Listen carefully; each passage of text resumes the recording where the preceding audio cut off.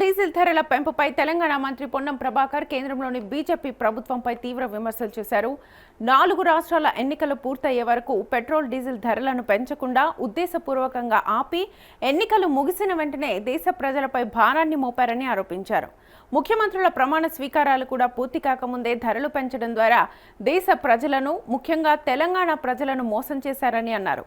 పలుమార్లు పెట్రోల్ ధరలు పెరగవని ప్రెస్ మీట్లు పెట్టి చెప్పారని, కానీ చివరికి ధరలు పెంచేశారని విమర్శించారు.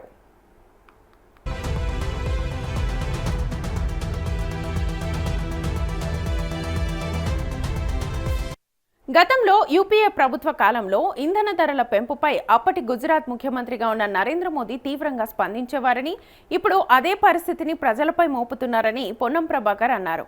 ఇటీవల హైదరాబాద్ పర్యటనలో ప్రధాని మోదీ పెట్రోల్ డీజిల్ తక్కువగా వినియోగించాలని, బంగారం కొనొద్దని, నూనె వినియోగం తగ్గించాలని చెప్పినప్పుడే ధరల పెంపుపై అనుమానం వచ్చిందని తెలిపారు. దేశంలో 6 నెలలకు సరిపడా నిల్వలు ఉన్నాయని చెప్పి ఇప్పుడు యుద్ధాన్ని కారణంగా చూపడం సరికాదని అన్నారు. యుద్ధ పరిస్థితులు కొత్తవి కావని, చాలా కాలంగా కొనసాగుతున్నాయని గుర్తు చేశారు. పెట్రోల్ డీజిల్ ధరల పెంపును కాంగ్రెస్ పార్టీ తీవ్రంగా వ్యతిరేకిస్తోందని, దీనిపై బీజేపీ నేతలు ప్రజలకు సమాధానం చెప్పాలని మంత్రి పొన్నం ప్రభాకర్ డిమాండ్ చేశారు. దేశంలో 4 రాష్ట్రాల ఎన్నికల వరకు అందరూ ఊహించిన విధంగానే పెట్రోల్ ఛార్జీలు, డీజిల్ ఛార్జీలు పెట్టకుండా ఆపారు. ఎన్నికలై ముఖ్యమంత్రి కూడా ప్రమాణం స్వీకారం చేయకముందే నరేంద్ర మోడీ ప్రభుత్వం దేశ ప్రజలకు, ముఖ్యంగా తెలంగాణ ప్రజలకు పెట్రోల్ డీజిల్ ధరలను పెంచి మరొకసారి అన్యాయం చేసింది.